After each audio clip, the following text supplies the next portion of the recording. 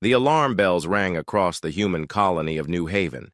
Children ran for shelter while adults grabbed weapons they hoped they would never need to use. In the sky above, dark ships blocked out the stars. The Kethvar had come, Admiral Sarah. Chen stood on the bridge of the mining station orbiting the planet. She watched the alien fleet approach through her viewport. 27 massive warships moved in perfect formation. Each one was 3 times larger than anything humans had ever built, or so the aliens thought.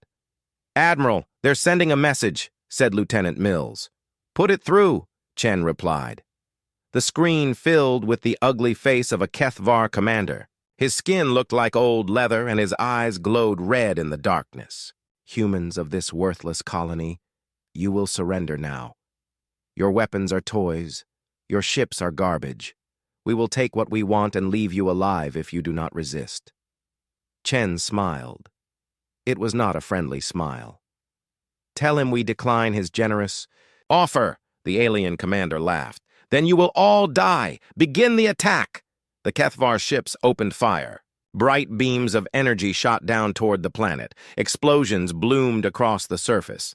The aliens expected the humans to panic, to beg, to run away screaming. Instead, something else happened. Space itself seemed to tear open. From the dark, nothing between the stars, massive shapes emerged. They were ships, but not like anything the galaxy had ever seen. Each one was 10 times larger than the biggest Kethvar vessel.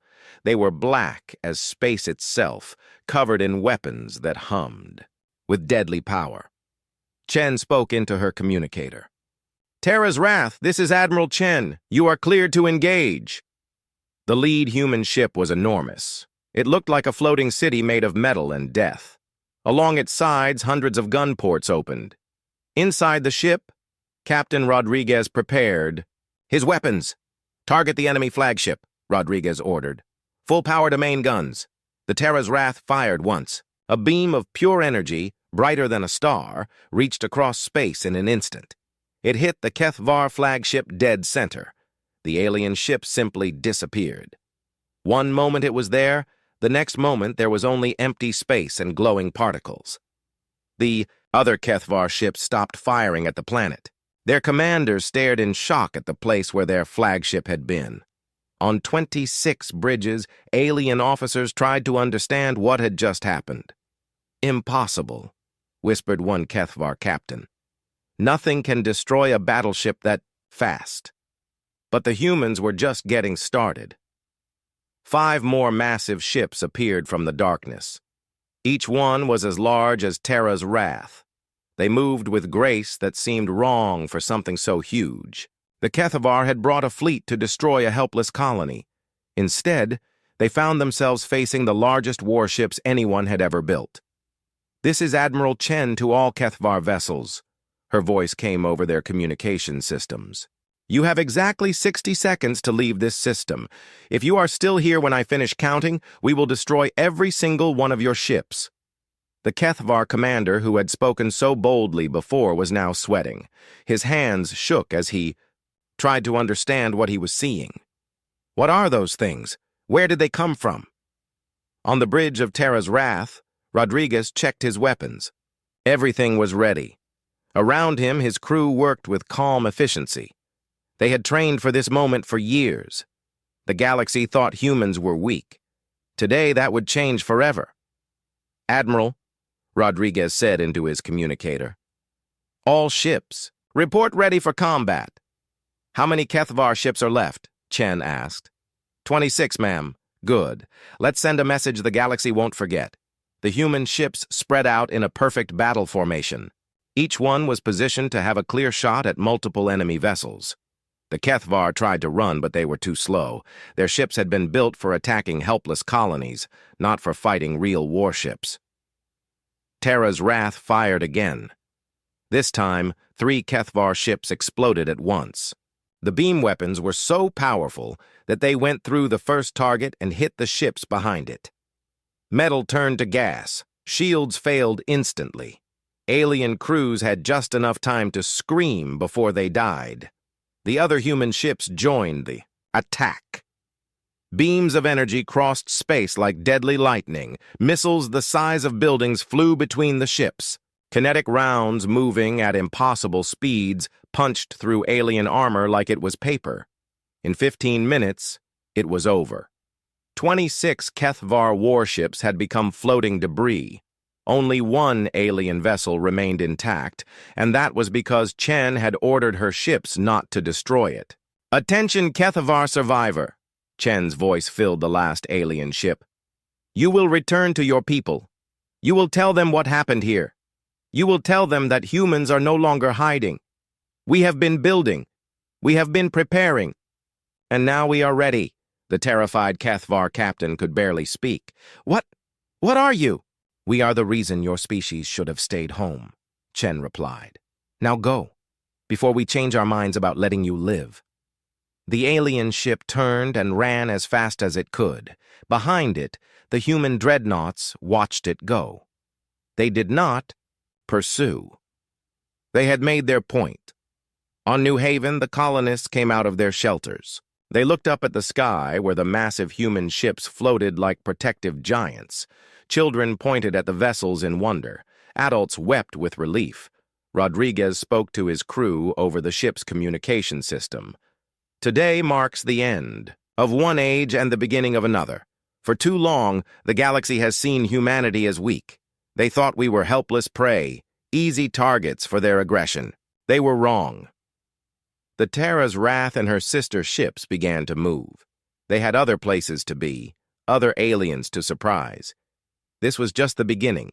On distant worlds across the galaxy, alien leaders received reports of the battle. Most did not believe what they heard. Humans destroying an entire Kethvar fleet? Impossible. Humans had only small ships, weak weapons, and no military power. But the reports kept coming. Videos of the battle spread through galactic networks. Alien scientists studied the recordings frame by frame. What they saw made them afraid. The human ships were not just large, they were advanced beyond anything in their databases. The weapons were more powerful than anything previously built. The armor was stronger than any known material. Somehow, the weakest species in the galaxy had become the strongest. Chen stood alone on her observation deck, looking out at the stars. For 50 years, humanity had been building in secret. While aliens saw them as harmless traders and miners, humans had been preparing for war. They had hidden their shipyards in asteroid fields and dark nebulae. They had developed weapons that could destroy any enemy. The time for hiding was over. The galaxy was about to learn what humans could do when they stopped pretending to be weak. In the distance, more human ships were already moving toward their next targets. The Kethvar had made a terrible mistake. They had awakened something that should have been left alone. Now they would face the consequences. All of them would. The news spread across the galaxy like wildfire. On 1,000 worlds, alien leaders watched the same impossible recording. Human ships, larger than anything they had ever seen, destroying an entire Kethvar fleet in minutes. Some called it fake. Others called it the beginning of the end. Captain Marcus Rodriguez stood on the bridge of Defiant Dawn, the second largest ship in the human fleet. Around him, holographic displays showed the locations of every Kethvar military base in their territory. Red dots marked their positions like a disease across the star map. "Captain, we're receiving surrender offers from 12 different Kethvar colonies," reported his communications officer. Rodriguez shook his head. Too late for that. They had their chance to be peaceful neighbors. Instead, they chose to attack our people. The Defiant Dawn was not alone. Behind it flew 15 more dreadnoughts, each one a floating fortress of metal and weapons. They moved through space in perfect formation, their massive hulls blocking out entire star fields. On the bridge of Terra's Wrath, Admiral Chen studied intelligence reports. Her analysts had been working around the clock to understand how the galaxy would react to humanity's revelation. The results were not surprising. "The Galactic Council has called an emergency session," her intelligence officer reported. "Every major species is demanding answers. They want to know how we built these ships without anyone noticing. Chen smiled. Let them wonder. Fear will make them more careful about starting fights they can't finish. 3-star systems away, the Yao, crystalline beings known as the Vorthak, were having their own emergency meeting. Their bodies were made of living crystal that glowed with internal light. For 10,000 years, they had been the most advanced species in the galaxy. Now they watched recordings of human weapons that could destroy their ships with single shots. How? Is this possible? Asked Elder Vorthak Prime, his crystal body pulsing with confused colors. Our intelligence said humans had no military technology. They were miners and traders, nothing more. Vorthak's science leader dimmed his glow in shame. We were wrong. The humans were hiding their true capabilities. These ships use technology we do not understand. The truth was simple, but terrifying. While the galaxy had been watching, humans had been working. Every mining operation had been a cover for military construction.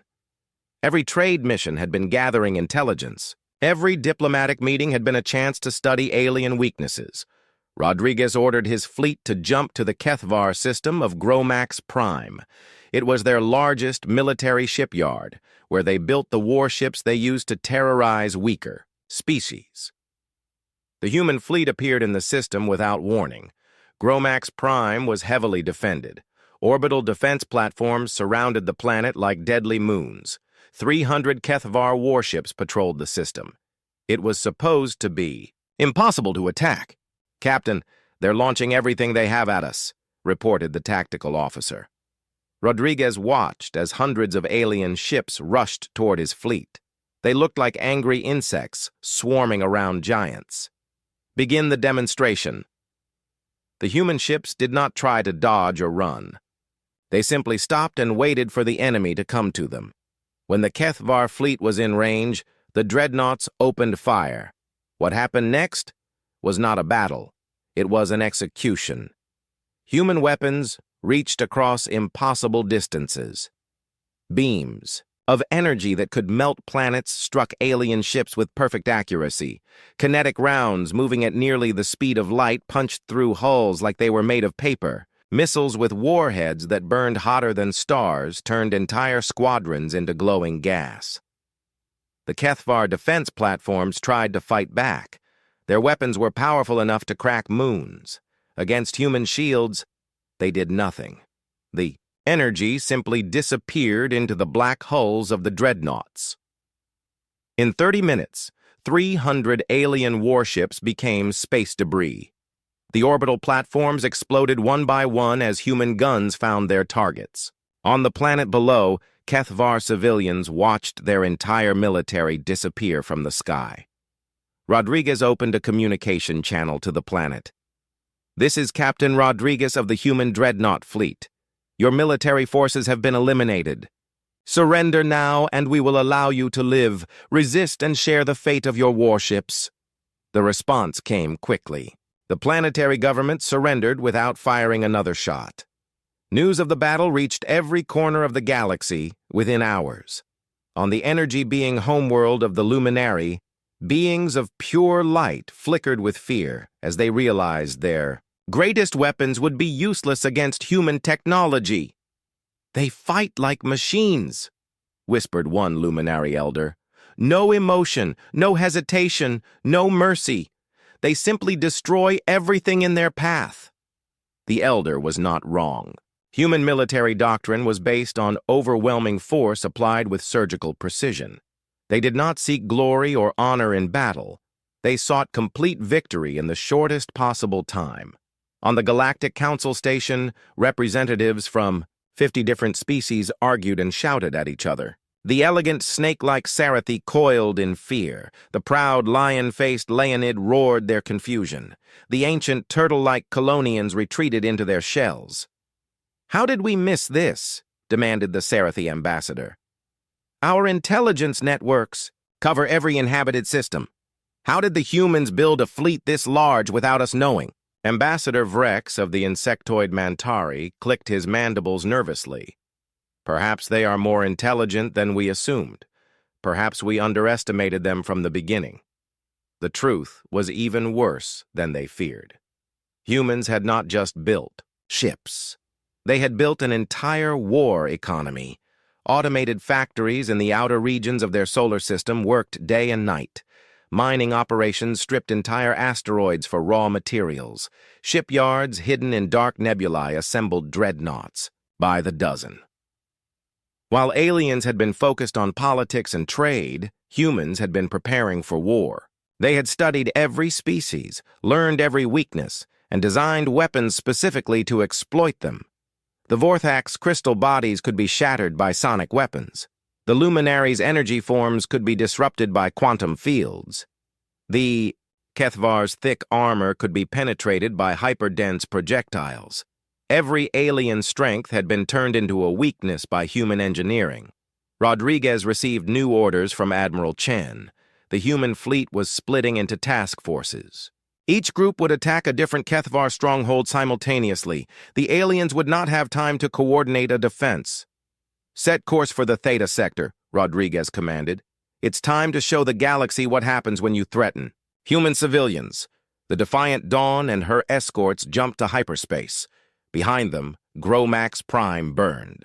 The smoke and debris would serve as a warning to any other species thinking about challenging humanity.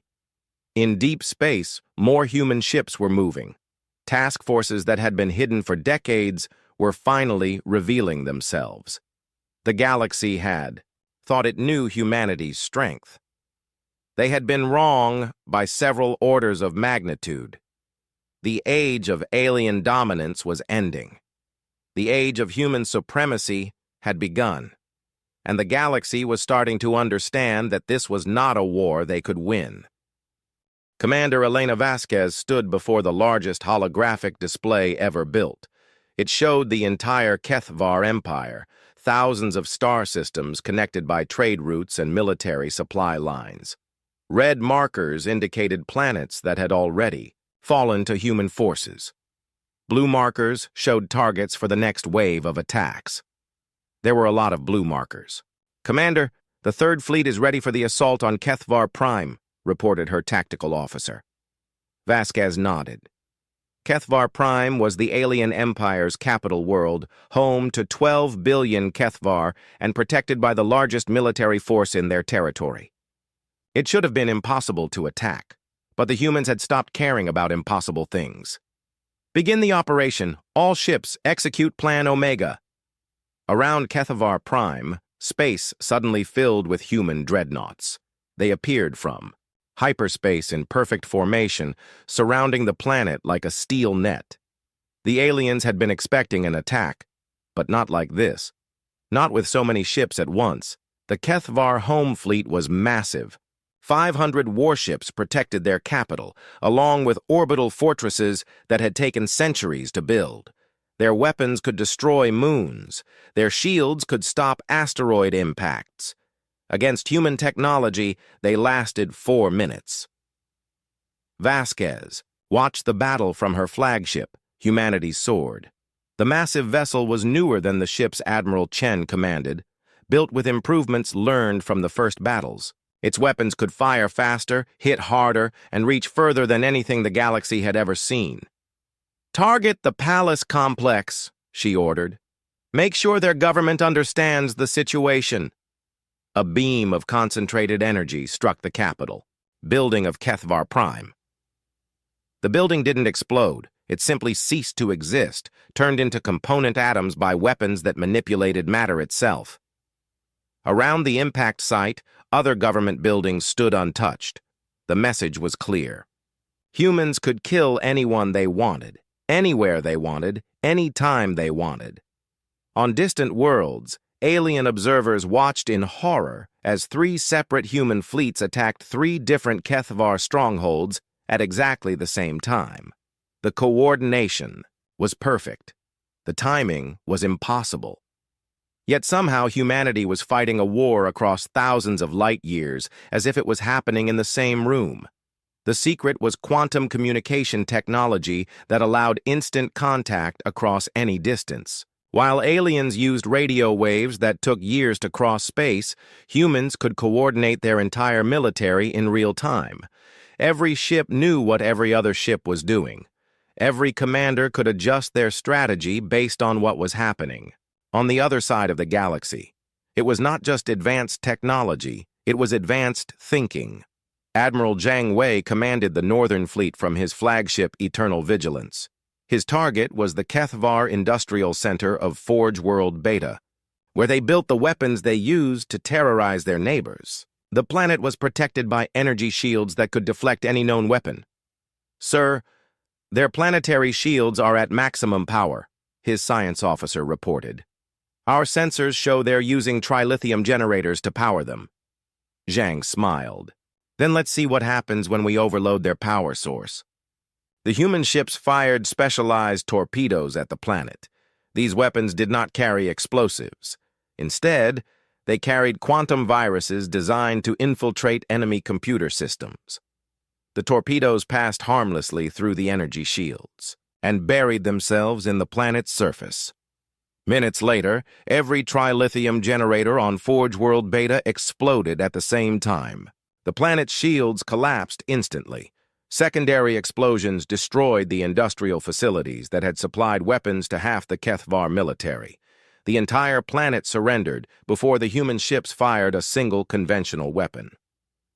Back on Earth, the true scope of human preparation was finally becoming clear. Deep beneath the ocean floors, massive factories had been building ships for 50 years. In the asteroid belt, automated mining systems had been gathering materials since before most aliens had heard of humanity. The Kuiper Belt contained shipyards larger than most planets. Every few weeks, a new Dreadnought rolled out of the construction bays, ready to join the fleet. What the galaxy had thought was humanity's entire military was actually just the first wave.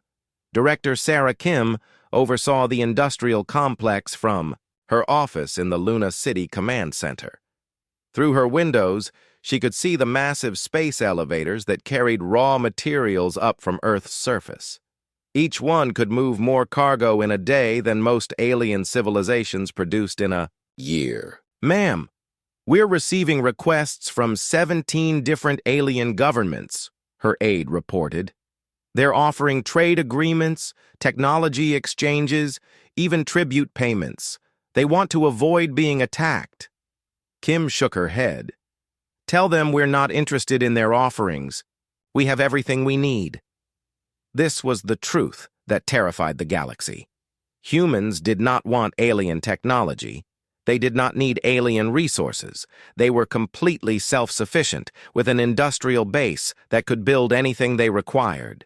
They had attacked the Kethvar not because they needed something, but because the aliens had threatened human civilians. It was not greed driving human expansion. It was principle. On the bridge of Terra's Wrath, Admiral Chen received reports from all human fleets. The news was exactly what she had expected. Kethvar resistance was collapsing everywhere. Their military was being systematically destroyed. Their government was in chaos. "Admiral, we're intercepting Kethvar communications," her intelligence officer reported. "They're trying to contact other species asking for military assistance." Chen laughed. "And what are the other species saying?" "Nothing, ma'am. No one is responding to their requests." Of course they weren't. The smart aliens had realized that helping the Kethvar would only make humans angry with them. The galaxy was learning a hard lesson about choosing sides. Commander, Vasquez coordinated the final assault on Kethvar Prime. Her fleet surrounded the planet completely, making escape impossible. On the surface, alien civilians looked up at the sky and saw death hanging over their heads like a sword. "This is Commander Vasquez to all Kethvar forces," she broadcast. "Your empire is finished. Your fleets are destroyed. Your allies have abandoned you. Surrender now, and we will allow your civilians to live. Continue fighting, and we will turn your planet into an asteroid field." The response came within minutes. Every Kethvar military unit on the planet powered down their weapons. The planetary government formally surrendered. The Kethvar Empire, which had terrorized the galaxy for 300 years, ceased to exist. But the humans were not finished. Intelligence reports showed that other aggressive species were watching the war carefully. The hegemony of Skarn had been planning their own attacks on human colonies. The Ravager clans thought humanity's victory over the Kethvar was just luck. They were about to learn how wrong they were.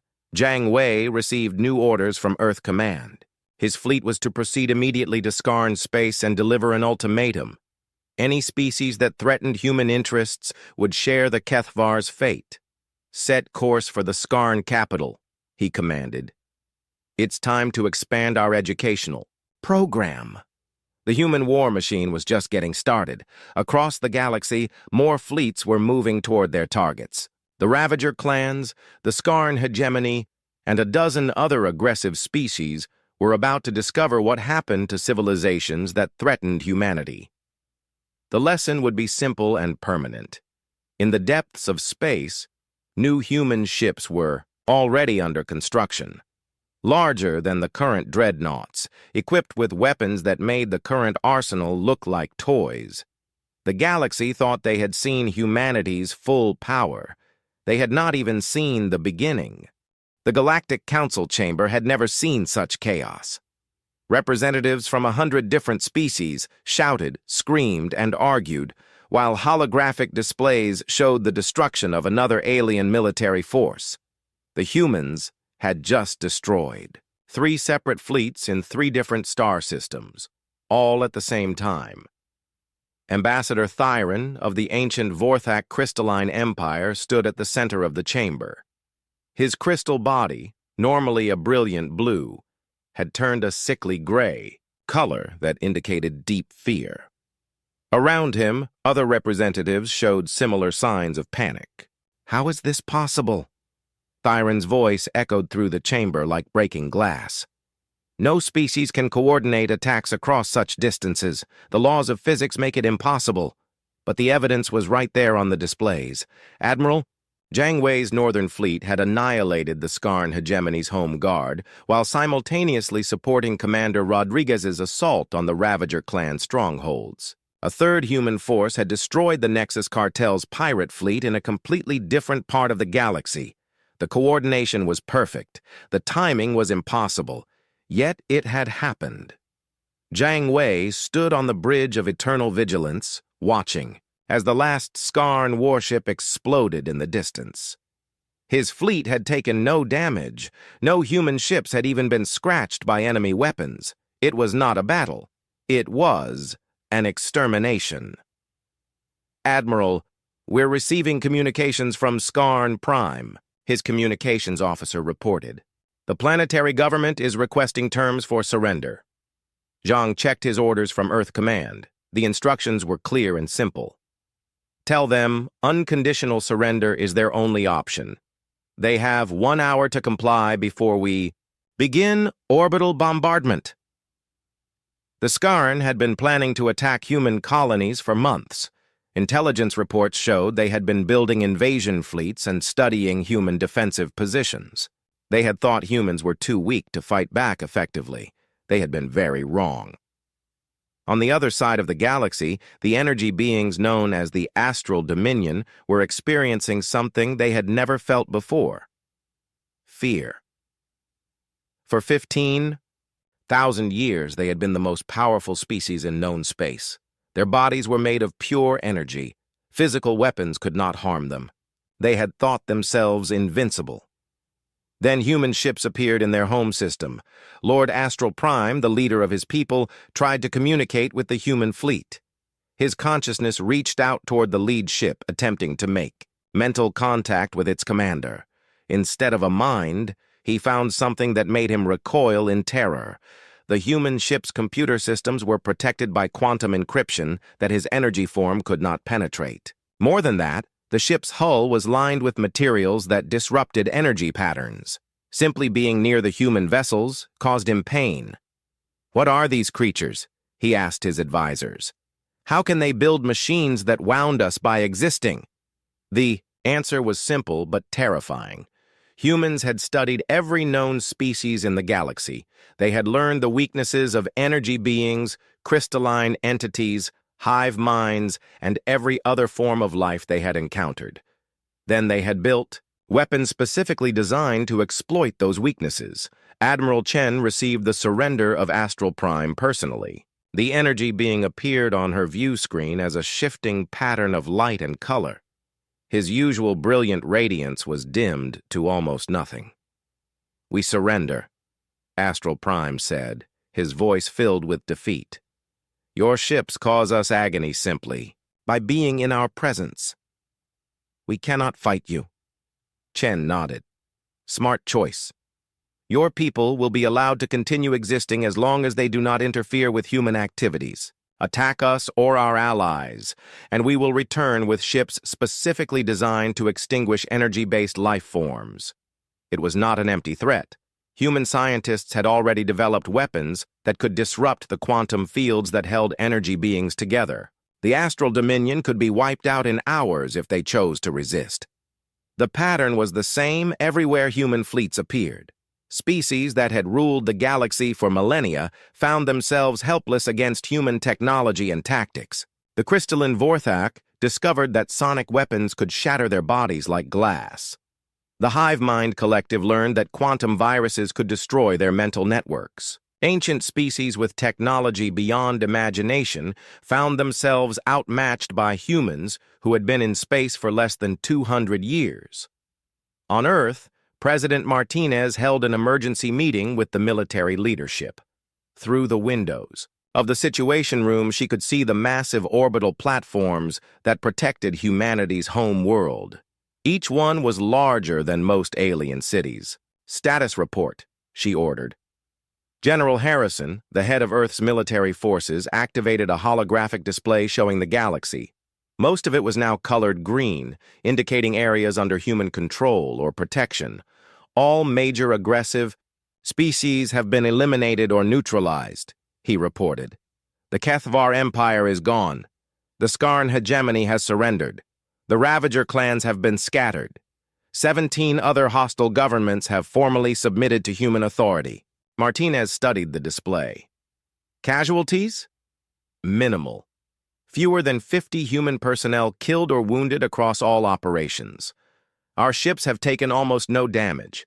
The numbers were staggering. Humanity had conquered half the galaxy while losing. Fewer people than a single Earth city lost to traffic accidents in a year. Human technology was so superior that most battles ended before the enemy could effectively fight back. But the most terrifying thing was not human weapons or ships. It was human planning. Ambassador Vrex of the Mantari insectoid species had been studying human behavior since the war began. His analysis made him afraid to sleep. The humans had not just built a military. They had built a strategy that covered thousands of years of galactic development. "They knew this would happen," he reported to his Hive Queen. "Every action they have taken was planned decades in advance. While we thought they were primitive traders, they were studying us, learning our weaknesses, preparing for war." The evidence was overwhelming. Human trade routes had been positioned to give them strategic advantages. Their colonies had been placed to control key hyperspace routes. Their diplomatic missions had gathered intelligence on every major species in the galaxy. For 50 years, humanity had been playing a game that no one else knew existed. Now, they had won. Rodriguez commanded the Fourth Fleet as it moved through former Kethvar territory. His ships encountered no resistance. Every planet surrendered at the first sight of human dreadnoughts. Entire star systems emptied as alien populations fled to the furthest reaches of space. "Captain, we're receiving distress calls from multiple civilian transports," his communications officer reported. "They're requesting safe passage through human-controlled space." Rodriguez considered the request. His orders were clear about military targets, but civilians were a different matter. "Grant them passage, escort them to the edge of our territory, and make sure they have enough supplies to reach neutral space." This was another thing that confused alien observers. Humans showed no mercy to enemy soldiers, but they went out of their way to protect civilians. They destroyed military targets with ruthless efficiency, then provided humanitarian aid to the survivors. It was a level of moral complexity that most species could not understand. On the bridge of Terra's Wrath, Admiral Chen received reports from across the galaxy. Human fleets were establishing patrol routes through former enemy territory. Space stations were being built to control key star systems. The infrastructure of a galactic empire was taking shape. But the most important report came from Earth's deep space monitoring stations. Other galaxies were sending probe ships to investigate what was happening in the Milky Way. Word of humanity's rise was spreading beyond their home galaxy. Chen smiled as she read the intelligence reports. The probes would find exactly what humanity wanted them to find: evidence of overwhelming military power, proof that resistance was futile, a clear message that expansion beyond this galaxy was not just possible, but inevitable. The age of human dominance was not limited to one galaxy. It was just beginning. In the deepest reaches of human space, construction continued on ships that would make the current dreadnoughts look like toys. The galaxy had seen humanity's conventional forces.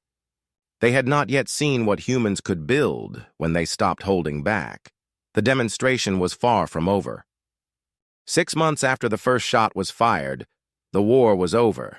The galaxy had been transformed from a collection of competing empires into something entirely new. Admiral Sarah Chen stood on the bridge of her flagship, Humanity's Crown, looking out at the greatest gathering of ships in galactic history. 300 human dreadnoughts floated in perfect formation around the former Galactic Council station. Each ship was a fortress of metal and weapons, but today they came in peace. The message they carried was simple. The old order was finished. Chen activated the galaxy-wide communication system. Every inhabited planet, every space station, every ship in civilized space would hear her words. "Citizens of the galaxy," she began, her voice carrying across thousands of light years. "The age of chaos is over. For too long, aggressive species have terrorized peaceful worlds. Pirates have attacked innocent traders. Strong empires have bullied weak colonies. This ends today." On 1,000 worlds, alien populations listened in fear and hope. The humans had proven they could destroy any military force in the galaxy. Now everyone wanted to know what they planned to do with that power. "The Galactic Council is dissolved," Chen continued. "In its place, we established the Galactic Protection Authority. Humanity will police the space lanes, protect peaceful trade, and ensure that no species ever again suffers the fate that befell our colonies." The announcement sent shockwaves through every alien government. Some saw it as conquest, others saw it as salvation. All of them knew they had no choice but to accept it. Commander Elena Vasquez oversaw the occupation of former Kethvar space from her flagship Humanity's Sword. Her ships patrolled star systems that had once been ruled by alien warlords. The difference was striking. Trade routes that had been plagued by pirates for centuries were now completely safe.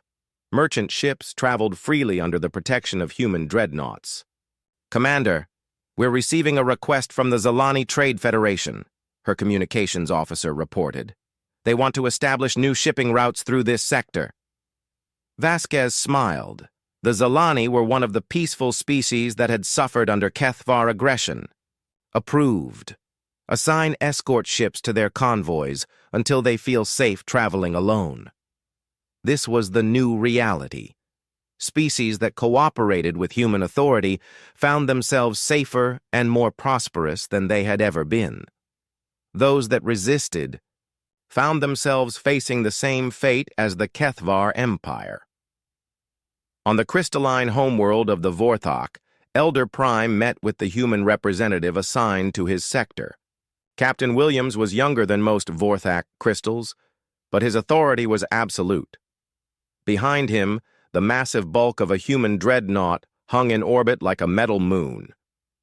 "Your people have always been peaceful," Williams said, his words translated into the light patterns the Vorthak used for communication. "That will not change under human protection. Continue your research. Continue your art. Continue your trade. We ask only that you register your ships with human authorities and report any suspicious activity in your space. Elder Prime's crystal body pulsed with cautious relief. And if we comply with these requests, then you will have the full protection of the human fleet. Any species that threatens the Vorthak will answer to us. It was an offer no sane government could refuse. The Vorthak had seen what human weapons could do to aggressive species. They had no desire to test human resolve. Admiral Jiang Wei commanded the Central Fleet from his flagship Eternal Vigilance. His area of responsibility included the former territories of 3 different aggressive species. All of them had been eliminated or scattered. In their place, he was building something the galaxy had never seen: true peace. "Sir, the Mantari ambassador is requesting a meeting," his aide reported. Jiang nodded. The Mantari were an interesting species. Insectoid, highly intelligent, and naturally inclined toward cooperation rather than conflict. They would make good partners in the new galactic order. Ambassador Vrex arrived on Eternal Vigilance in a ship that looked more like a flying work of art than a military vessel. The Mantari had always preferred beauty to war. Jiang met him in the ship's main conference room, surrounded by holographic displays showing peaceful trade routes and protected colonies. "Admiral," Vrex said, his mandibles clicking in what humans had learned was a gesture of respect. "My queen wishes to know humanity's long-term plans for the galaxy." Jiang gestured to the displays around them. "Peace, trade, protection for those who cannot protect themselves, an end to the cycle of war and conquest that has plagued this galaxy for millennia. And those who oppose this vision," Jiang's expression hardened, "will be removed." The conversation was interrupted by an urgent communication from Earth. President Martinez appeared on the main screen, her face serious. "Admiral, our deep space. Monitors have detected massive energy signatures from the Andromeda Galaxy. It appears they're sending a fleet to investigate what happened here." Jiang smiled. Humanity had been expecting this. Other galaxies would eventually notice that the Milky Way had been conquered by a species they had never heard of. Some would send diplomats, others would send armies. All of them would learn the same lesson the local aliens had learned. "How long until they arrive?" Jiang asked. 6 months, sir. Our analysts estimate a fleet of at least 500 ships, using technology we've never encountered. "Good. That will give us time to prepare a proper welcome." On Earth, the massive shipyards that had built the first generation of dreadnoughts were already working on something new. Ships that would make the current fleet look like toys. Weapons that could destroy entire solar systems. Defenses that could withstand anything the universe could throw at them. The galaxy had seen humanity's conventional forces. They had not yet seen what humans could build when they faced a real threat. Chen finished her address to the galaxy with words that would be remembered for thousands of years. "To the peaceful species of this galaxy, we offer our protection and partnership. Trade freely, explore safely, and know that human ships will defend you against any threat. To those who would, prey upon the innocent, know that we are watching, we are waiting, and we are ready." The transmission ended, but the message was clear. The galaxy now had a new ruler, and that ruler was humanity. On distant worlds, alien children learned new lessons in school. They learned about the terrible war that had swept across space. They learned about the humans who had ended the age of chaos. Most importantly, they learned that safety came from cooperation, not conquest. The age of galactic peace had begun, enforced by weapons that could crack planets and protected by ships that could travel between stars. But Chen knew this was only the beginning. In the deepest vaults of human space, construction continued on projects that would reshape not just one galaxy, but the entire universe. The probe ships from Andromeda would find a very different reception than they expected. They would find that humanity's expansion had already begun. In the outer reaches of the Milky Way, massive gates were under construction, portals that could transport entire fleets instantly across the void between galaxies. When the time came to expand beyond their home galaxy, humans would not need to travel slowly through space. They would simply step through doorways and appear, wherever they chose to go. The galaxy was safe. The universe was next.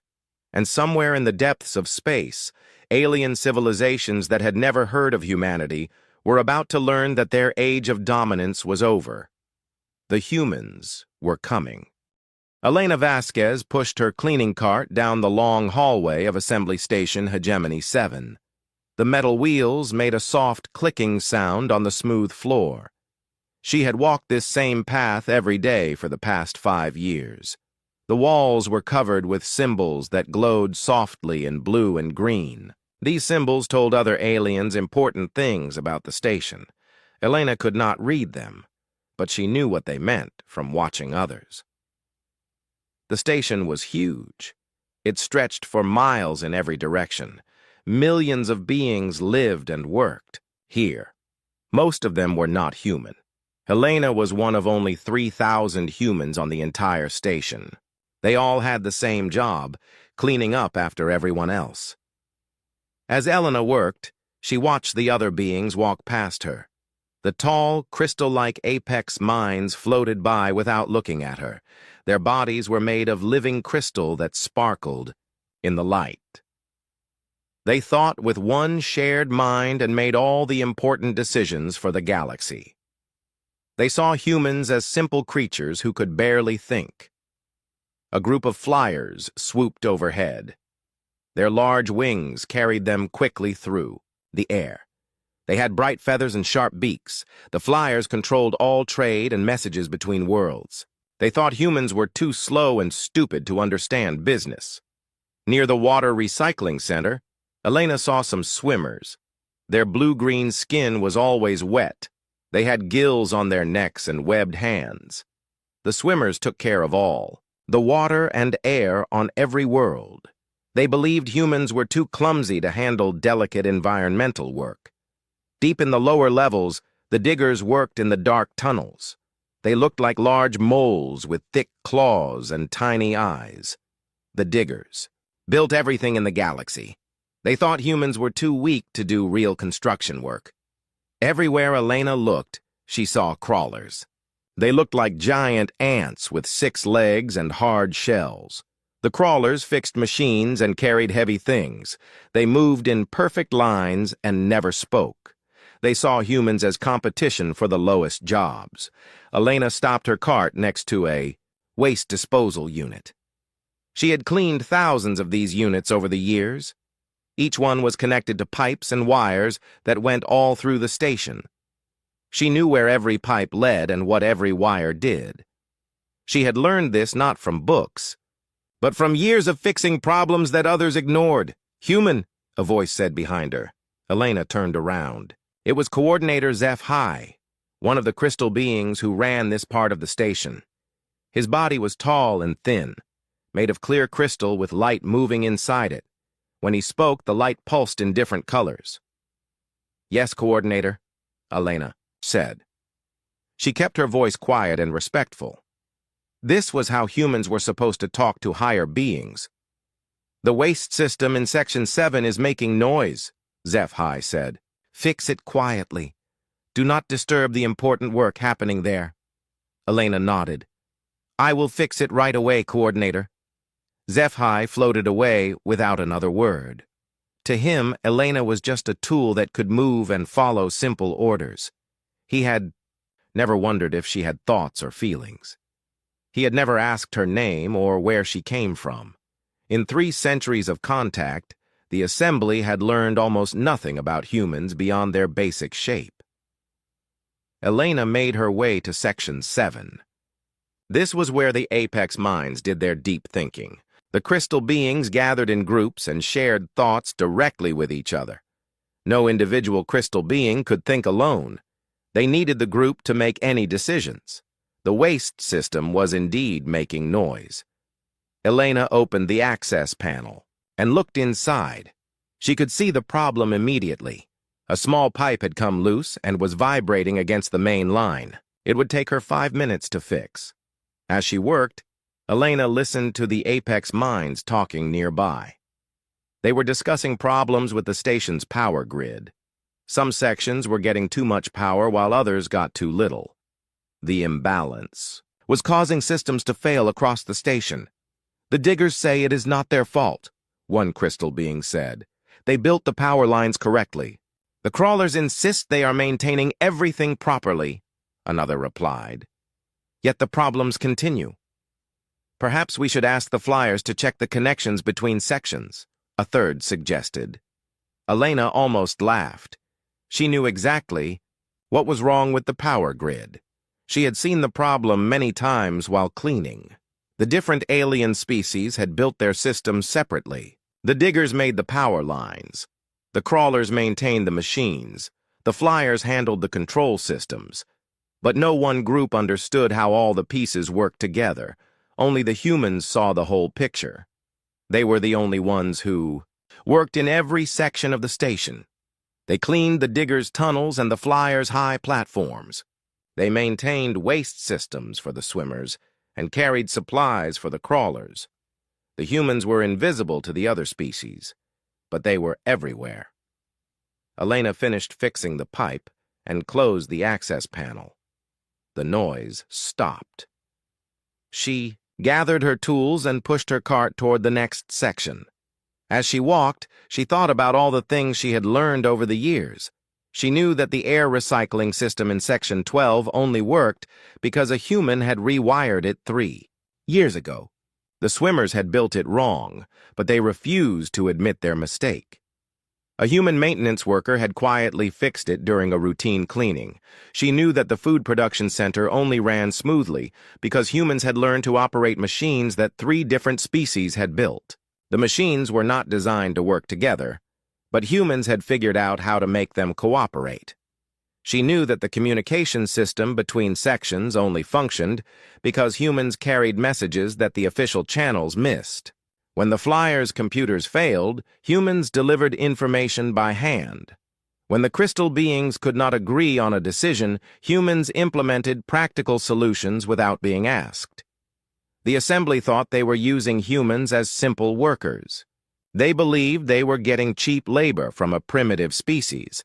They did not realize that humans had become the hidden nervous system of their entire civilization. That night, Elena returned to the human living quarters.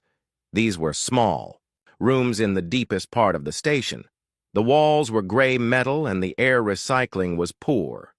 The assembly provided just enough for humans to survive, nothing more. Elena's roommate, Dr. James Park, was already there. He worked in waste analysis, studying what different species threw away. The assembly thought this was perfect work for humans, dealing with garbage that no one else wanted to touch. "How was your day?"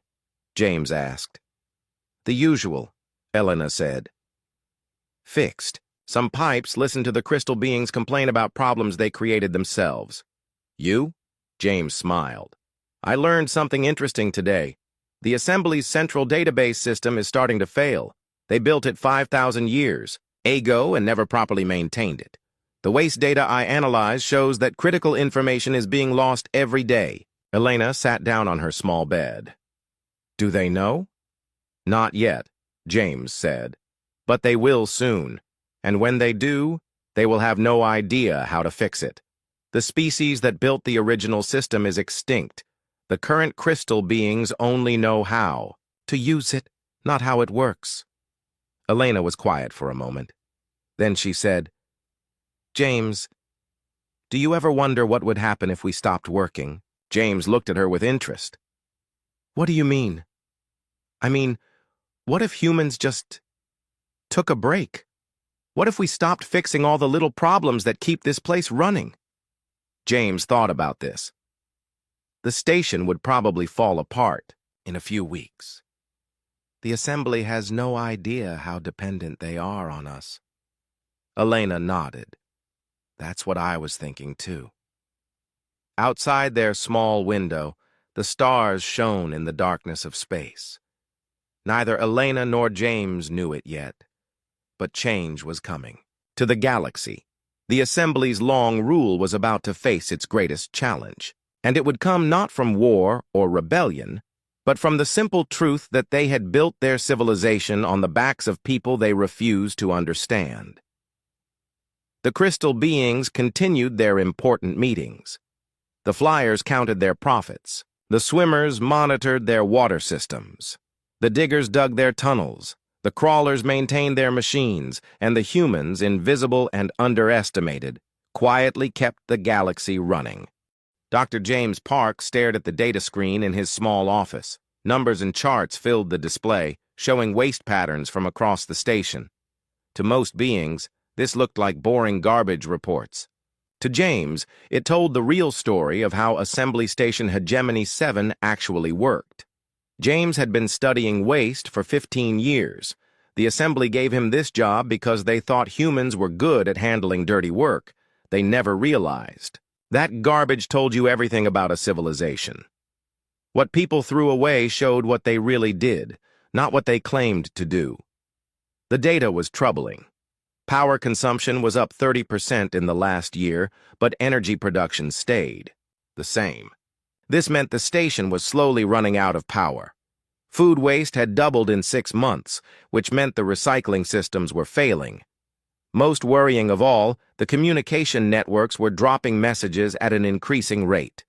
James printed out his reports and walked to the Central Command Center. This was where Coordinator HFY and the other crystal beings made decisions for the station. The room was filled with floating crystal forms, their inner lights pulsing as they shared thoughts.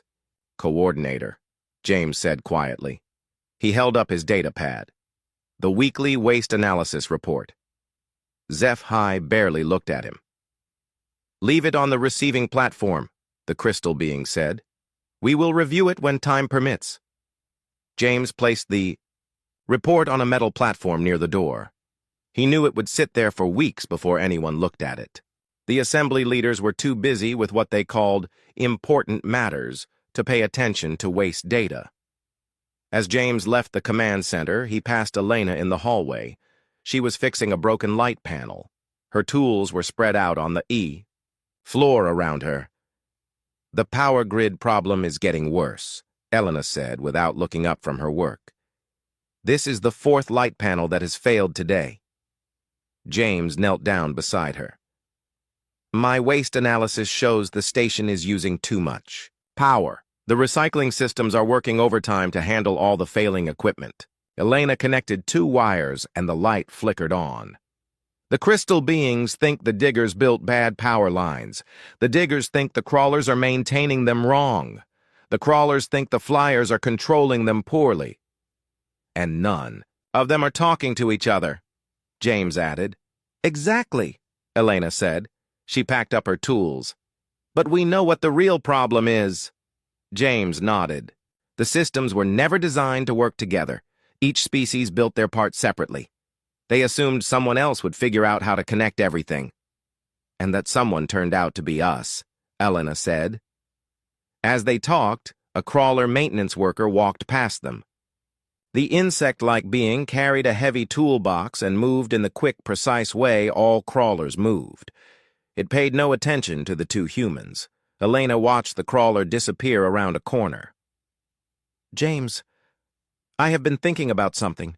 How many humans work on this station?" 3,012, according to the registry, James said. "And how many different sections do we work in?" James thought for a moment. "All of them. Every section has at least some human workers." "Right," Elena said. "Now how many crystal beings work outside the command centers?" "None. They only work in planning and coordination areas." "How many flyers work in the lower levels?" "None. They stay in the upper sections where they can fly freely." "How many swimmers work in the dry sections?" "None. They need water to breathe properly." Elena smiled. "Do you see the pattern? Every other species only works in areas that suit their biology. Humans work everywhere." James felt a sudden understanding. "We are the only species that has seen the entire station." We are the only ones who know how all the different systems connect. More than that, Elena said. We are the only species that can adapt to work with everyone else's technology. The crystal beings built computers that only work with shared consciousness. The flyers built control systems that require flight to operate. The swimmers built environmental systems that need aquatic biology to understand. But humans learned to use all of it, James said. We adapted. Elena nodded. We did more than adapt. We became the glue that holds their civilization together. We are the only ones who can work with all their different technologies and understand how they fit together.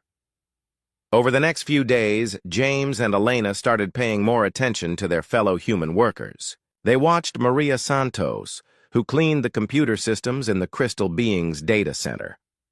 Maria had learned to read the light patterns that the Crystal Beings used for complex calculations.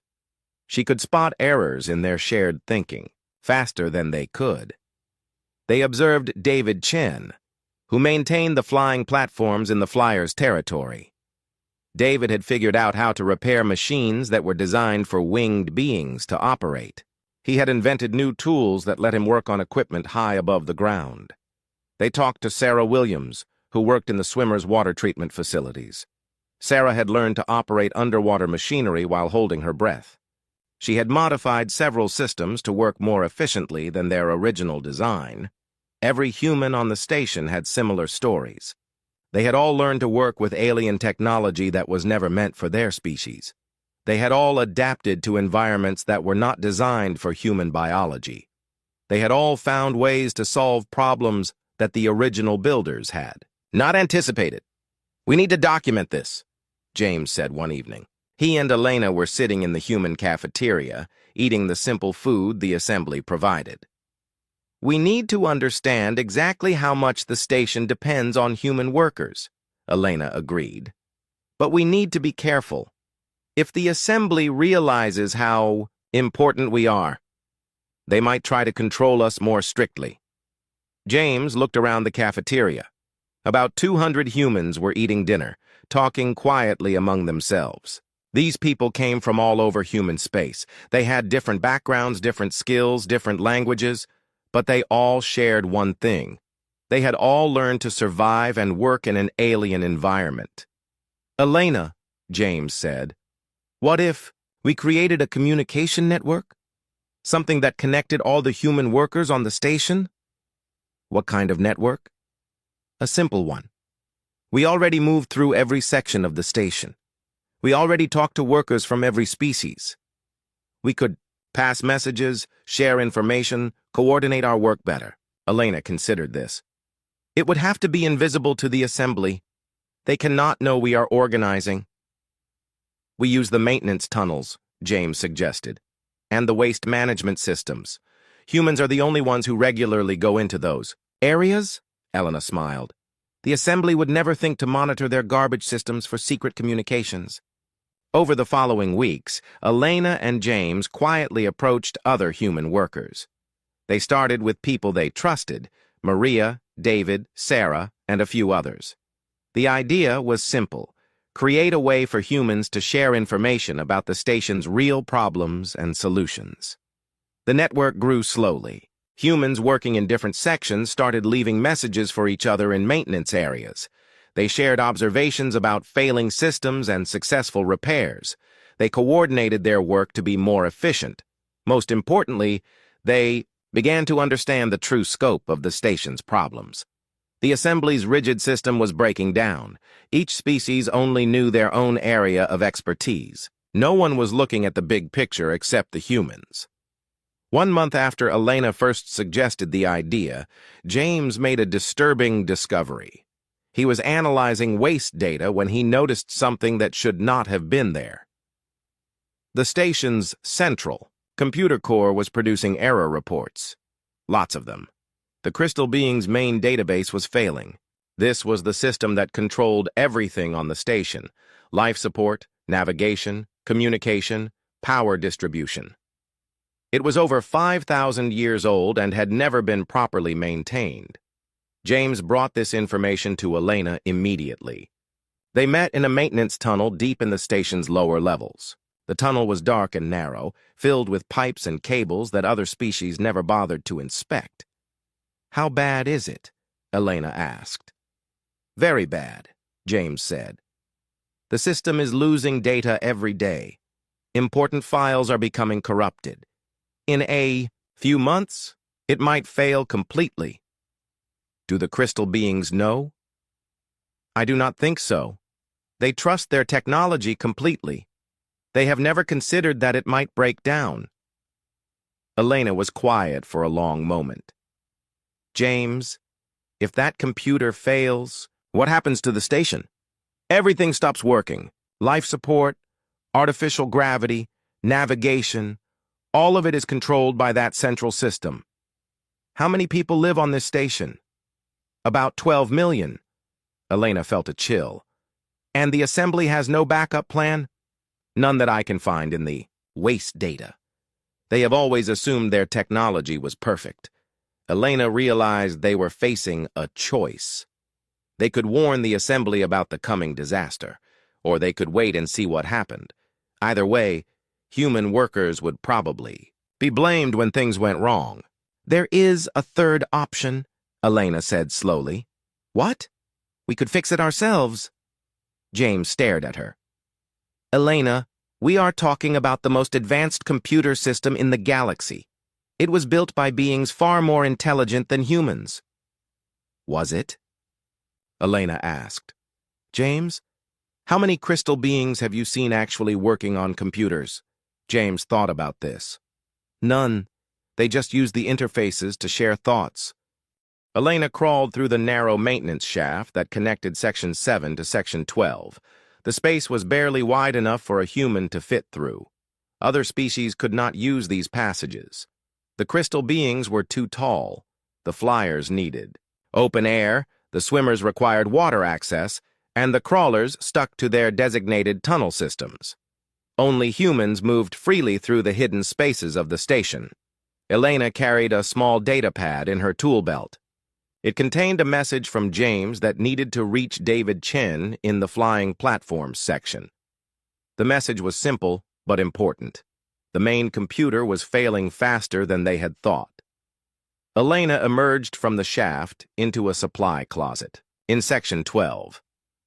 She checked to make sure no one was watching, then walked out into the main corridor. A group of flyers swept past overhead, their wings creating a gentle breeze. They did not look down at the human walking below them. Elena found David working on a lift platform. He was lying on his back under the machine, tools scattered around him. His uniform was dirty and his hands were covered in grease. "Message from James," Elena said quietly. She handed him the data pad. David read the message quickly, then deleted it. "It is worse than we thought," he said. "The platforms are losing power more often. Yesterday, 3 of them stopped working completely." "How are the flyers handling it?" "They are blaming the diggers for poor construction. The diggers are blaming the crawlers for bad maintenance. No one is looking at the real problem." Elena nodded. "The same thing is happening everywhere. James says the central computer is sending wrong instructions to all the systems. The different species are fighting with each other instead of working together." David finished his repair and crawled out from under the platform. "Elena, we have a bigger problem. I have been talking to other human workers. The food production systems are failing too. Maria in the swimmers section says the water recycling is producing contaminated output. Sarah in the environmental systems reports that air quality is dropping in several areas." Elena felt a cold fear in her stomach.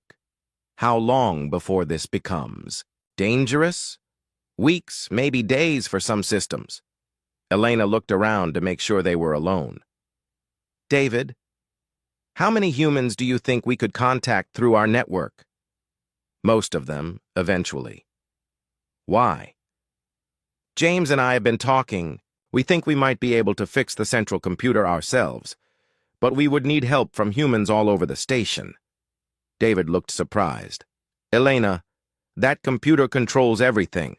If we make a mistake, if we do nothing, everyone on this station dies," Elena said firmly. The assembly will not fix this problem because they do not understand it. Each species only knows their part of the system. We are the only ones who see the whole picture." David was quiet for a moment. Then he said, "What do you need me to do?" Over the next week, Elena and David spread the word through the human network. Messages moved through maintenance tunnels, waste disposal chutes, and supply corridors. Humans in every section of the station began to receive the same information. The central computer was failing, the assembly did not know how to fix it, and human workers might be the only hope for survival. The response surprised Elena. Instead of fear or panic, most humans showed determination. They had spent centuries adapting to impossible situations. This was just another challenge to overcome. Maria Santos, in the data center, began secretly mapping the computer's file structure. She discovered that the crystal beings had been using only a small fraction of the system's capabilities. Most of the computer's functions had been forgotten over thousands of years. Sarah Williams in Environmental Systems started tracking which life support functions were connected to which computer processes. She found that the original builders had created multiple backup systems, but the current operators did not know they existed. David Chen coordinated with maintenance workers throughout the station. They began identifying critical connection points where computer failures would cause the most damage. They also located emergency access panels that could be used to manually override failing systems. James continued his waste analysis, but now he focused on understanding the computer's error patterns. He discovered that the system was not just failing randomly. It was losing specific types of data in a predictable sequence. This meant the failure could be anticipated and possibly prevented. Elena became the communication hub for the entire operation. She spent her days moving between sections, carrying messages and coordinating activities. She also began to understand something important about human nature that the assembly had never recognized. Humans worked best when they had a clear goal and the freedom to find their own solutions. The crystal beings needed group consensus for every decision. The flyers needed strict hierarchies to organize their flocks. The swimmers needed community leaders to coordinate their schools. The crawlers needed hive mind directions to function, but humans could work independently while still cooperating toward a common goal. They could adapt their methods without losing sight of their purpose. They could make individual decisions that served the group's needs. This made them uniquely suited to solving the assembly's problem.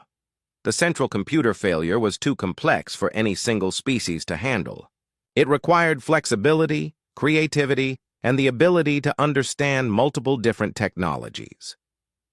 2 weeks into their secret operation, Elena received an urgent message from James. She met him in the deepest part of the station, in a waste processing chamber that no other species ever visited. "The computer failure is accelerating," James said. "I estimate we have less than a week before critical systems start shutting down permanently." "Are we ready?" Elena asked. "As ready as we can be. Maria has identified the corrupted data sections. Sarah has located the backup systems. David has mapped all the manual override points. And I have figured out the pattern of how the system is failing." Elena felt the weight of responsibility on her shoulders. "James, what if we are wrong? What if we make things worse?" James looked at her seriously. "Elena, things cannot get much worse. If we do nothing, everyone dies. If we try and fail, everyone still dies. But if we try and succeed, we save 12 million lives," Elena finished. "More than that," James said. "We prove that humans are not the simple creatures the assembly thinks we are. We show that our way of thinking, individual creativity combined with group cooperation, can solve problems that their rigid systems cannot handle." Elena nodded. "When do we start?" "Tonight, when the station moves to night cycle and most beings are resting." That evening, Elena made her way to the central computer core. This was in the deepest, most protected part of the station. The crystal beings had built massive security barriers around it, but they had not considered that maintenance workers needed regular access to keep the cooling systems functioning. Elena used a service tunnel that brought her directly to the computer core chamber. The room was huge, filled with towering crystalline structures that pulsed with inner light. This was the brain of the station, the system that controlled the lives of millions of beings, and it was dying. Elena could see the signs that the assembly had missed. Some of the crystal formations were dark. Others flickered irregularly. Several were showing stress fractures that had not been there a month ago. Elena activated her communication device. All over the station, human workers were taking their positions. Maria was at a data access terminal in the Crystal Beings Computer Center. Sarah was at the environmental control backup systems. David was at the manual override station for the power grid. Dozens of other humans were standing by at critical points throughout the station. Network activation check, Elena said quietly into her communicator. One by one, voices responded. Data center ready. Environmental ready. Power. Grid ready. Section 3 ready. Section 8 ready. In total, 47 human workers were participating in the operation. They represented every major system on the station. None of them were officially qualified for this work. All of them had learned their skills through years of adaptation and observation. Beginning diagnostic sequence, Elena said. She approached the central core and connected her datapad to a maintenance interface. This was something she had done hundreds of times for routine cleaning reports. But tonight she was accessing systems that no human had ever touched before. The diagnostic results were worse than James had predicted. The computer was losing critical data every few minutes. Some systems had already suffered permanent damage. The station was running on backup power in several sections. Maria, can you see the data corruption pattern? Elena asked. Yes, Maria's voice came through the communicator. It is just like James predicted. The system is losing memory in a spiral pattern, starting from the oldest files and moving toward the newer ones. Sarah, are the backup systems functional? Most of them, Sarah replied, but they have not been activated in thousands of years. I am not sure they will work properly. Elena took a deep breath. This was the moment of truth. Either humans could solve this problem, or they could not. Either they were as capable as Elena believed, or they were the simple creatures the assembly thought them to be. All stations, begin emergency protocols, Elena said. Around the station, 47 humans began the most complex. The lights went out in Section 15. Coordinator HFY felt the absence immediately. The crystal beings shared a collective consciousness, and the sudden loss of light was like losing a piece of their shared mind. Emergency lighting flickered on, casting strange shadows through the command center. What is happening? Another crystal being asked. The light inside its crystalline body pulsed rapidly with concern. HFY attempted to access the central computer for a status report. The system responded slowly, displaying error messages in languages that had been dead for thousands of years. The central core is experiencing difficulties, he announced to the other coordinators. This was an understatement. Across Assembly Station Hegemony 7, systems were failing at an accelerating rate. The food production centers in Section 3 had stopped working an hour ago. The water recycling plants were producing contaminated output.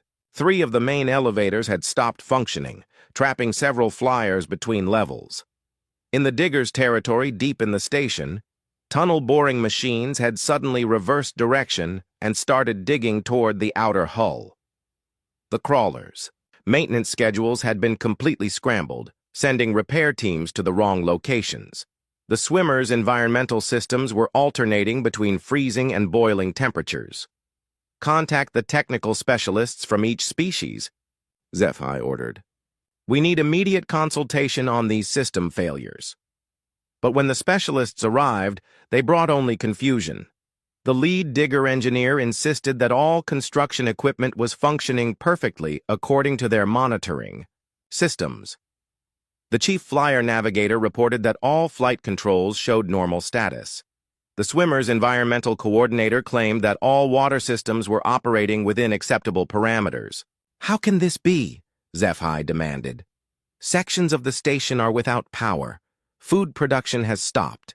Water is contaminated." The specialists looked at each other with the confusion of beings who had never encountered a problem they could not solve within their own area of expertise. Each species had mastered their own technology completely, but none of them understood how their systems connected to the others. "Perhaps," the digger engineer suggested, "the problem is with the central computer itself." All the specialists turned to look at HFY. As an apex mind, he was supposed to understand the computer systems that controlled the station. But HFY felt a growing fear. He had never actually learned how the central computer worked. No crystal being alive had that knowledge. The computer was older than their current civilization. It had been built by apex minds who died thousands of years ago. The current generation had inherited a system so complex and stable that they had never needed to understand its inner workings. They simply used it. "Can we not access the computer's diagnostic systems?" the flyer navigator asked. HFY tried. Again. The computer responded with more error messages, this time in a mixture of dead languages and mathematical symbols that made no sense. "The diagnostic systems appear to be corrupted," he admitted. A new alarm began sounding.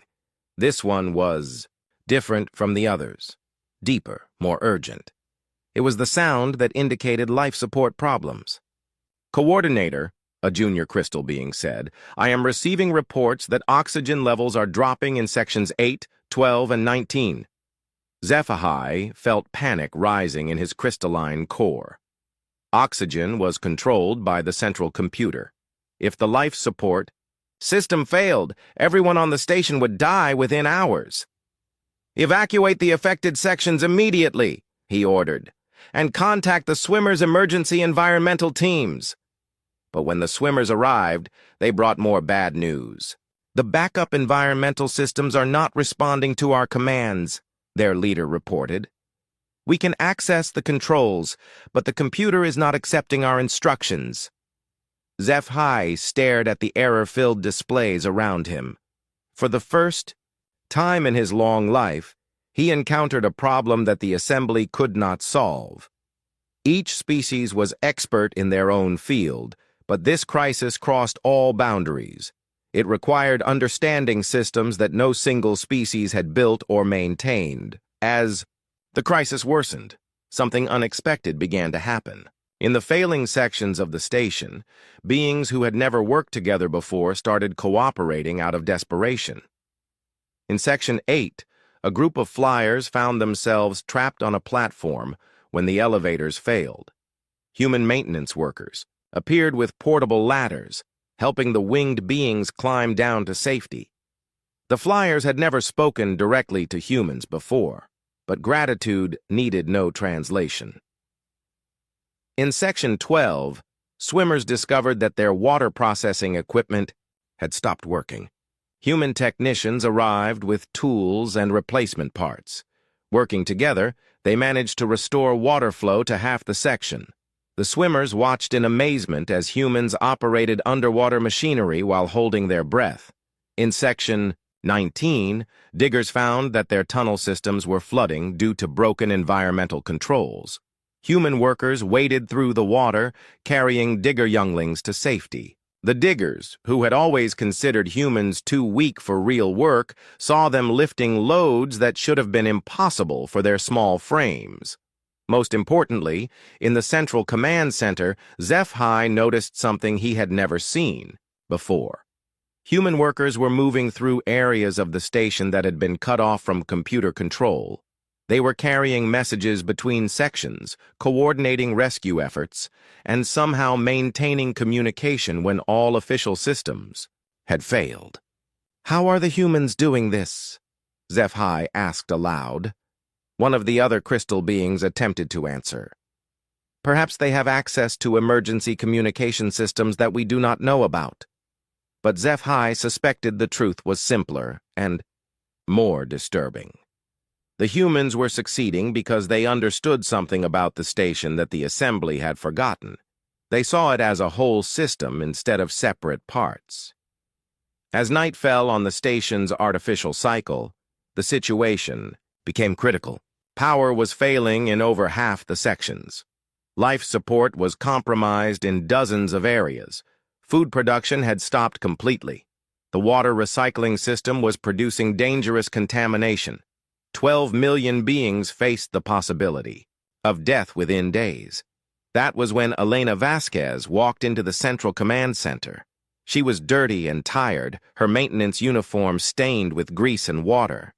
She carried a simple data pad and looked entirely unremarkable. The crystal beings barely noticed her as she approached HFY's coordination platform. "Coordinator," Elena said quietly, "I have information about the system failures." HFY looked down at her with irritation. "Human, this is not the time for routine maintenance reports. We are dealing with a station-wide emergency." "Yes, Coordinator," Elena said. "That is what my report is about." Something in her tone made HFY pause. He had heard this human speak many times over the years, but never like this. There was confidence in her voice, and knowledge, and something else that took him a moment to recognize. Authority. "Explain," HFY said. Elena activated her data pad. "The central computer core is experiencing cascading memory failure. The problem started 3 months ago with corruption in the oldest data files. It has been spreading through the system in a predictable pattern." HFY stared at her. "How do you know this?" "Human workers have been monitoring the situation through waste analysis, system maintenance reports, and direct observation of equipment failures." "Monitoring? For how long?" "Approximately 6 weeks, Coordinator." HFY felt a shock that rippled through his crystalline body. "You knew about this crisis for 6 weeks and did not report it?" Elena met his gaze steadily. "We submitted reports through official channels. They were not reviewed." This was true. HFY suddenly remembered the stack of unread data pads on his receiving platform. Human maintenance reports that he had ignored because he assumed they contained nothing important. "Can the situation be repaired?" HFY asked. "Yes, Coordinator, but it will require coordinated action across all station systems. Each species will need to work together, sharing information and resources." HFY looked around at the other crystal beings and the specialists from different species. They all looked back at him with confusion and fear. None of them had ever attempted the kind of coordination Elena was describing. How would such coordination be possible? HFY asked. Elena smiled, and for the first time in their long relationship, HFY saw intelligence in her expression. Real intelligence, not the simple cleverness he associated with useful tools.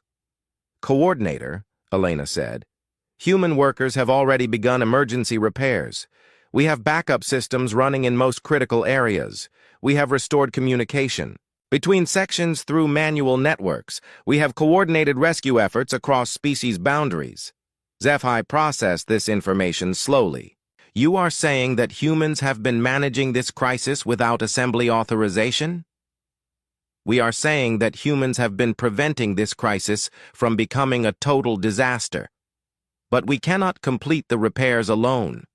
We need official access to the central computer core." The command center fell silent. Every being present understood what was being proposed. A species that the assembly had classified as barely sentient was asking for access to the most critical system in their civilization.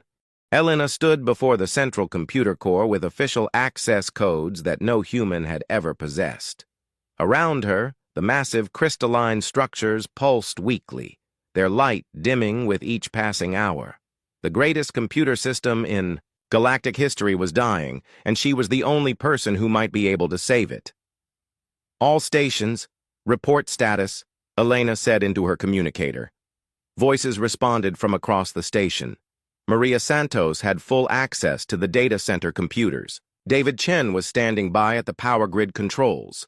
Sarah Williams was ready at the environmental backup systems. 44 other human workers were positioned at critical points throughout Assembly Station Hegemony 7. For the first time in 3 centuries, humans had the authority to touch the systems that controlled their world. Beginning core restoration. Sequence, Elena announced. She connected her equipment to the central interface and began downloading the computer's damaged memory files. The corruption was worse than even James had predicted. Entire sections of the operating system had been destroyed. Critical subroutines were missing. The backup data storage had been contaminated by the same errors that were destroying the main system. But Elena had something the original builders had never considered. She had 47 different perspectives on how the station actually worked. Each human worker understood a different piece of the puzzle. Together, they could see patterns that no single mind could grasp. Maria, I am sending you the corrupted navigation files. Can you reconstruct them from the data center backups? Already working on it, Maria replied. The crystal beings never deleted anything. Every navigation calculation for the past 1,000 years is still stored in the auxiliary memory. I can rebuild the current files from historical data. David, the power distribution system is completely scrambled. Do you have manual override capability? Better than that, David said.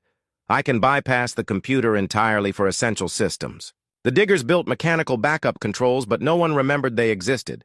I found them yesterday behind a maintenance panel. Sarah, life support is failing in 12 sections. What is the status of emergency environmental systems? The backup air recyclers are coming online now, Sarah reported. They are old, but they work better than the modern systems. I think the original builders over-engineered everything. Elena smiled as she worked. This was exactly what she had hoped for. The Assembly's rigid specialization had made them forget the redundancy built into their own systems. But humans, working in every area of the station, had discovered capabilities that the experts did not know existed. Over the next 6 hours, something remarkable happened. Working together across species boundaries for the first time in galactic history, the crew of Assembly Station Hegemony 7 began to save itself. Coordinator HFY watched from the command center as reports flowed in. Power was being restored to failed sections. Life support was stabilizing. Communication systems were coming back online. Food production had resumed in 3 of the 4 main centers. But what amazed him most was how the work was being coordinated. Elena had created a communication network that connected every part of the station. Humans served as translators and coordinators between species that had never worked together directly. When flyer pilots needed to evacuate beings from upper levels, human workers guided them to safe landing areas. When swimmer engineers needed to repair underwater systems, humans carried tools and messages to areas the aquatic beings could not reach. When digger construction teams needed to seal damaged tunnels, humans coordinated with surface teams to ensure no one was trapped. Most importantly, Elena had organized the repair work so that each species could contribute their greatest strengths, while humans handled the coordination between different systems. Coordinator, Elena's voice came through the communication system. We have restored basic functionality to the central computer. The immediate crisis has passed. HFY felt relief wash through his crystalline consciousness. What is the status of full system restoration? The computer will need several more days of repair, work, but the station is now safe. All critical systems are stable. HFY paused before asking his next question. Elena Vasquez, how was this possible? How did human workers acquire the knowledge necessary to repair systems that were built by the most advanced species in the galaxy? Elena's answer changed everything HFY thought he knew about intelligence. Coordinator, humans did not repair these systems. We coordinated the species that built them. The diggers' mechanical systems worked perfectly once we activated them. The swimmers' environmental controls functioned better than expected when we connected them properly. The flyers' navigation computers had all the data needed, but it was stored in the wrong format. Then what did humans contribute? We saw how everything fit together. Each species built perfect systems for their own needs, but no one designed how those systems would work as a whole. Humans learned to understand all the different technologies because we had to adapt to survive in your environment. HFY processed this slowly. You are saying that human intelligence is not superior to ours, but different? Different and complementary, Elena said. Crystal beings think collectively and make wise long-term decisions. Flyers coordinate complex movements across vast distances. Swimmers maintain delicate environmental balances. Diggers build structures that last for thousands of years. Crawlers maintain everything with perfect precision. And humans adapt. We learn new systems quickly. We work across boundaries that other species cannot cross. We coordinate between different groups without losing our individual creativity. In the command center, HFY looked around at the other assembly coordinators. They were all listening to Elena's explanation with the same amazement he felt. For 3 centuries, they had seen humans as simple laborers. Now they understood that humans had been serving as the invisible connective tissue that held their civilization together. Elena Vasquez, HFY said formally, the Assembly owes humanity a great debt. How can we repay what you have done? Elena was quiet for a long moment. When she spoke, her words reflected not just her own thoughts, but the hopes of every human who had worked in the shadows for 300 years. Coordinator, we do not want payment. We want partnership. The crisis showed us that all our species are stronger when we work together. Humans can help coordinate between different groups, but we have much to learn from each of your species as well. What do you propose? A new kind of organization. Not a hierarchy where some species rule over others, but a cooperation where each species contributes what they do best. Crystal beings for long-term planning. Flyers for trade and communication. Swimmers for environmental management. Diggers for construction. Crawlers for maintenance. And humans for coordination and adaptation. HFY considered this. It was a radical departure from 50,000 years of assembly tradition, but the crisis had proven that their traditional methods were no longer sufficient. The galaxy had become too complex for any single species to manage alone. This would require massive changes to our entire civilization, HFY said. Yes, Elena agreed. But the alternative is more crises like this one. The galaxy is growing more complex. Every year, new species are being discovered. New technologies are being developed. The rigid caste system cannot adapt quickly enough to handle these changes. Over the following days, as repairs continued on the station, something unprecedented began to happen. Species that had never worked together started collaborating naturally. Flyers and humans developed new techniques for high-altitude maintenance. Swimmers and humans created more efficient water recycling systems. Diggers and humans designed construction methods that were both strong and adaptable. Most remarkably, the crystal beings began to value human input on complex decisions. Elena found herself regularly invited to coordination meetings, not as a servant bringing reports, but as an advisor whose perspective was essential for understanding how decisions would affect the entire station. 3 months after the crisis, Coordinator HFY made a historic announcement. The assembly would be restructured as the cooperative, with representation from all species based on contribution rather than assumed superiority. Humans would serve as coordination specialists, helping different species work together on projects that required multiple areas of expertise. Elena stood in the same command center where she had once been invisible, now wearing the uniform of a coordination specialist. Around her, beings from 6 different species worked together on plans for expanding their civilization to new worlds. Elena, HFY said, approaching her workstation, I have a question that has been troubling me. What is it, Coordinator? When you first proposed this partnership, did you know it would work so well? Elena smiled. HFY, humans learned long ago that survival requires cooperation. On our own world, we had to work with people who were very different from us. We had to adapt to environments we were not designed for. We had to solve problems that no individual could handle alone. And you believed these skills would transfer to working with alien species? We hoped they would. And we were right.